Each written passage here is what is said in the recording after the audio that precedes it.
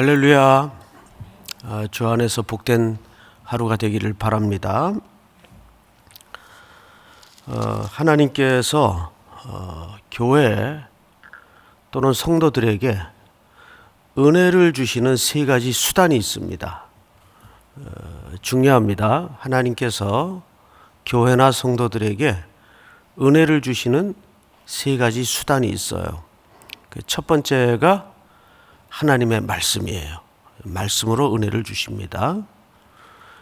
그리고 두 번째가 예수의 이름으로 나아가게끔 우리에게 새롭고 산 길을 열으셔서 이제 우리가 그리스도의 이름으로 직접 기도할 수 있도록 길을 열으셨어요. 기도입니다. 기도. 그리고 나머지 또 한 가지 세 번째가 예수님께서 친히 제정하신 성찬식입니다. 성찬식. 이렇게 교회에 또는 성도들에게 은혜를 주시는 세 가지 수단. 첫째는 하나님의 말씀, 둘째는 기도, 세 번째는 성찬식입니다. 근데 지금 교회 안에 성찬식에 대한 좀 불편한 문제가 일어났어요. 특별히 이 성찬식은 사람이 고안해낸 어떤 예식이 아니에요. 바울 사도도 직접 뭐라 그랬죠? 주께 받은 것이다. 그래서 성찬식 같은 경우에는 만지는 복음이라고까지 얘기를 합니다. 만지는 복음. 그래서 사복음서에 보면 이것이 얼마나 중요한지 공감복음서의 기자가 다 성찬식에 대해서 기록을 했습니다. 그런데 요한복음만 이 성찬식에 대해서 기록을 뺐어요. 그런데 여러분 곰곰이 들여다보면 요한복음은 기록되어 있지 않지만 진정한 성찬의 그림이 있죠. 요한복음 6장에 보면 예수님께서 들녘에 수많은 사람들을 향하여 오병이어의 기적을 베푸는 장면을 그려내고 있습니다. 그것은 직접 성찬식을 진행하시는 과정을 매우 긴 본문을 통해서 설명하고 있을 만큼 어쨌든 이 성찬식은 성도들에게, 사도들에게 또 오늘날 교회 매우 중요한 예식이 됩니다. 자, 오늘 아침에는 성찬식 자체보다도 이 성찬식이 고린도 교회 안에 왜 문제가 됐는가에 대해서 좀 새로운 조명이 필요해요. 이 당시 성찬식은 오늘날 성찬식과는 조금 양태가 다릅니다. 말 그대로 커다란 식사예요. 모이면 온 교회 성도들이 가정에서 식사를 하는 겁니다. 그게 하나의 성찬 예식이었어요. 자, 그런데 성찬식을 그 당시에는 어떻게 했는가 하면 교회 성도들 안에 형편이 되는 성도들이 음식을 해옵니다.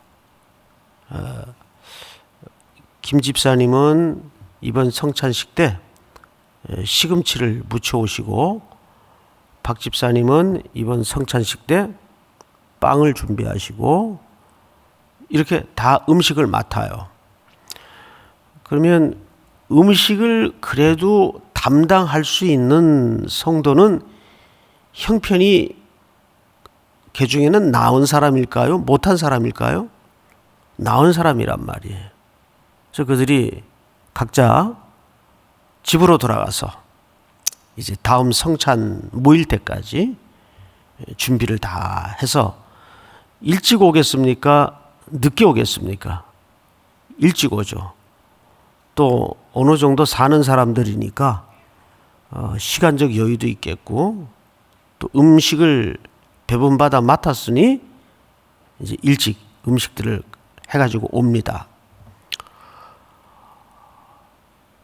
그런데 개 중에는 형편이 어려워서 음식도 맡을 수가 없고 또 남의 집살이에 또 벌어먹느라고 제때 제 시간에 못 오는 사람들이 부지기수란 말이에요. 그런 사람들은 늦게 와요. 그러면 먼저 와서 기다리던 형편이 되는 사람들은 기다리다가 어떤 일이 벌어졌는가 하면 시장하니까 그냥 우리끼리 일단 먼저 먹자, 이런 일이 벌어지거나 음식 배분에 문제가 생기기 시작합니다. 그리고 당시 집 구조는 뭐 오늘날처럼 뭐 방이 여러 개 있거나 이런 구조가 아니고 뭐 매우 간단해요. 그래서 안쪽에 들어와 있는 사람, 또 저 바깥쪽에 앉아 있는 사람, 자연적으로 오는 순서에 따라서 구분이 되겠죠? 자, 이제 어느 정도 모임이 이루어져서 말씀 강론이 끝나고 성찬식 식사를 해야 되는데 저 바깥에 늦게 온 사람들, 아무래도 늦게 온 사람들은 대체적으로 형편이 어려운 사람들이에요. 아무리 목이 빠지게 기다려도 음식이 자기 순서에 돌아오지 못하는 거예요. 왜? 안에서 시장에서 다 먹었거나 또 먼저 와서 기다리던 사람들이 뭉텅뭉텅 음식을 골고루 나눌 이해를 갖지 못하고 먼저 시장하니까 그냥 먹어버리는 거예요. 성찬식하다 이런 일이 자꾸 빈번해지면서 오늘 이 설명을 바탕으로 본문을 잘 보세요. 자, 17절. 내가 명하는 이 일에 너희를 칭찬하지 아니하나니 이는 너희의 모임이 유익이 됩니까? 못 됩니까? 유익이 못 되고 도리어 해로움이라. 왜 해로워졌는가 하면 먼저 너희가 교회에 모일 때 너희 중에 분쟁이 있다함을 듣고 어느 정도 믿거니와 너희 중에 파당이 있어야 너희 중에 옳다 인정함을 받은 자들이 나타나게 되리라. 이 말은 무슨 말인가 하면 성도들 중에 일부가 자기들의 의로움과 옳다함을 인정받기 위해서 파당을 자꾸 지어요. 구분을 짓는단 말이에요. 그러니까 우리는 너희보다는 그래도 더 고결하고 깨끗하고 나아. 이런 의식을 가지고 자꾸 구분을 지어요. 그래서 교회 안에서는 기본적으로 사실상 어떤 이유로도 사조직이 존재해서는 안 됩니다. 우리 근현대사의 군안에 사조직 때문에 국가가 매우 위기스러웠을 때가 있었어요. 소위 그 하나회라는 군안의 조직이 만들어져서 진급대도 군의 정책도 군의 엄정한 질서와 순리를 따라 진행되는 게 아니고 그 군인들이 결성한 사조직을 통해서 밀어주고 땡겨주고 국가의 특별히 군의 핵심 전략들이 오락가락 할 수 있었던 시절이 있었어요. 불과 몇십 년 전에. 군 안에 사조직이 있을 수가 없죠. 그건 말이 안 되는 얘기예요. 근데 교회 안에 이런 사조직들이 파당을 지어서 무리를 짓고 구분을 짓는다는 것은 잠언서의 설명대로라면 무리에게서 나누이고자 하는 자는 자기의 이익을 쫓는 자라. 자기의 사욕을 쫓기 위함이라. 이런 설명이 있습니다.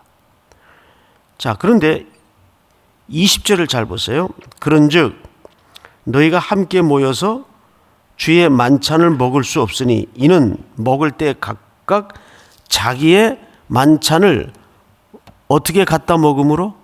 먼저 갖다 먹음으로. 어떤 사람은 시장하고 어떤 사람은 취합니다.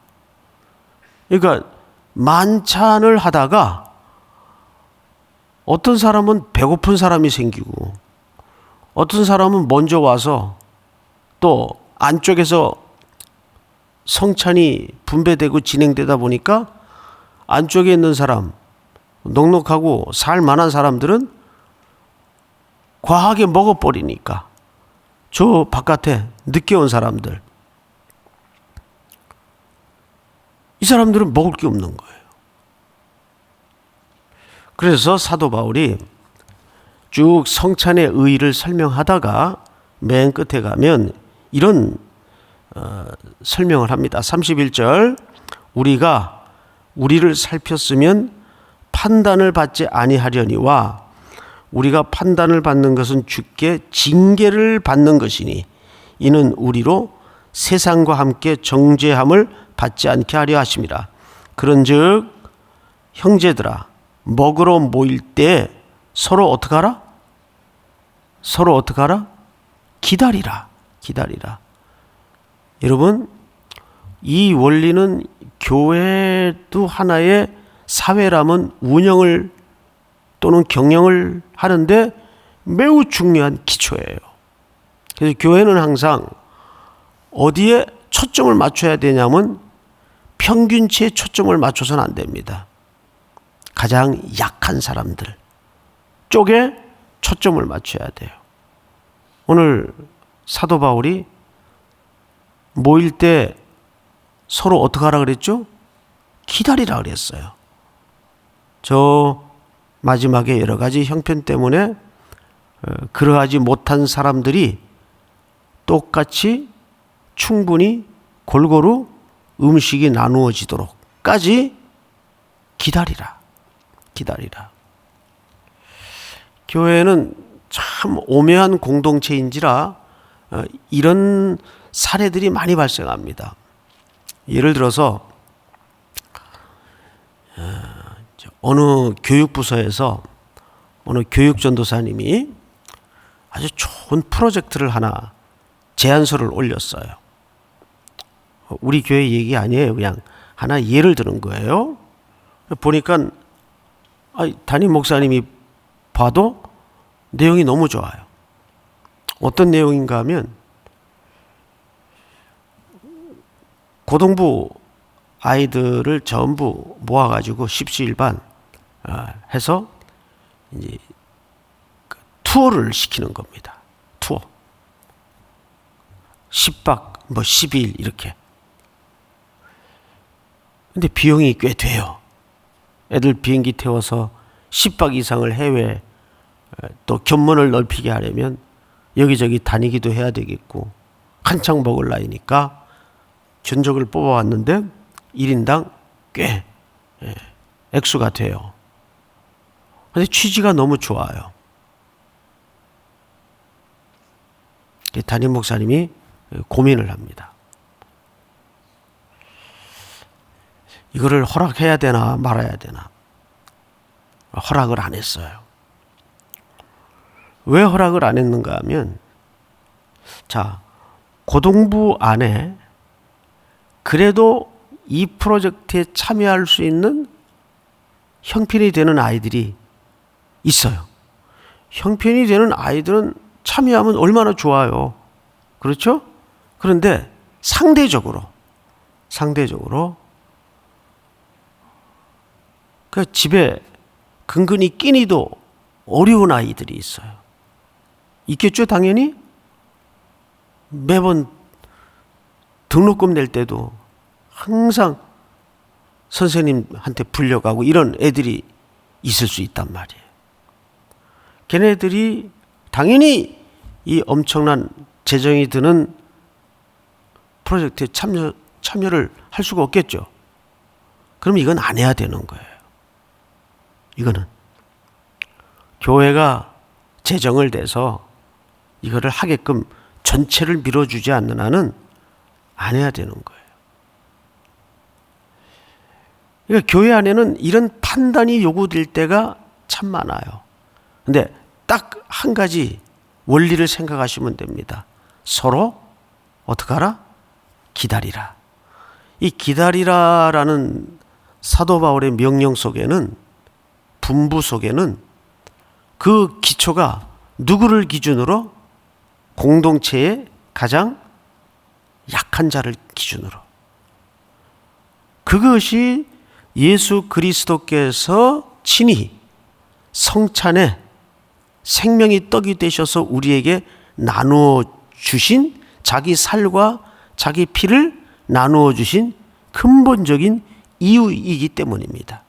근데 그런 성찬식을 교회 공동체가 모일 때마다 진행을 하면서 너무 많이 먹어서 취한 사람이 생기고, 또 허겁지겁 생계 때문에 늦게 오느라고 그렇지 못한 사람이 생겨서 그 사람은 시장을 느껴야 되고, 그러면 이건 말도 안 되는 아이러니가 성찬 때마다 벌어지면서 안에 차츰차츰 파당이 생기고 불편한 일이 벌어지기 시작하는 겁니다.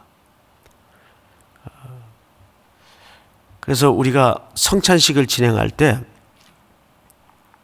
마지막 저 2층, 3층에 앉아있는 성도가 다 떡을 뗄 때까지 우리가 기다리도록 하는 겁니다. 그리고 원래 우리는 지금 성찬식을 하면은 다 썰어서 나와요. 그래서 뭐 싸우고 다툴 일이 없어요. 근데 원래 성찬식의 의미는 떡을 떼도록 돼 있습니다. 이 커다란 빵을, 이런 성찬식 여러분 해보셨나요? 저는 이제 맹인 청년들을 데리고 저 서산 쪽에 그 대천 해수욕장이라고 있는데, 거기 밤에 해변가에서 그 앞을 보지 못하는 청년들을 데리고 성찬식을 했던 기억이 나요. 그때 그 선교사님이 영국 분이었는데 이만한 빵을 가지고 나오더라고요. 그때 처음 봤어요. 그래서 이제 떼는 거예요. 이 떼는 것에 아주 중요한 신학적 의미가 있습니다. 떡을 떼어주죠. 왜 그럴까요? 그 떼어라는 말은 헬라어 원문을 보면 주께서 고난을 받는 의미가 그 단어 속에 감추어져 있어요. 으깨어 부서지다, 또는 주님이 친히 육체적인 고난을, 자기 살을 떼어주시는 거예요. 떼어. 그런데 첫 번째 성찬 빵을 받는 사람이 배고프다고 이렇게 한 주먹 뭉텅 떼면은 이 빵이 다 참여한 사람들에게까지 골고루 조금씩 이나마 돌아가야 되는데, 나중에 끝에 있는 사람은 성찬 뗄 게 없단 말이에요. 그러니까 배부른 사람이 생기고 배고픈 사람이 생기는 거예요. 뭐 하다가? 주님의 고난을 기념하는 성찬식을 하다가. 지금 고린도 교회 안에 똑같은 일이 벌어져 있는 겁니다. 그래서 사도 바울이 기다리라, 기다리라.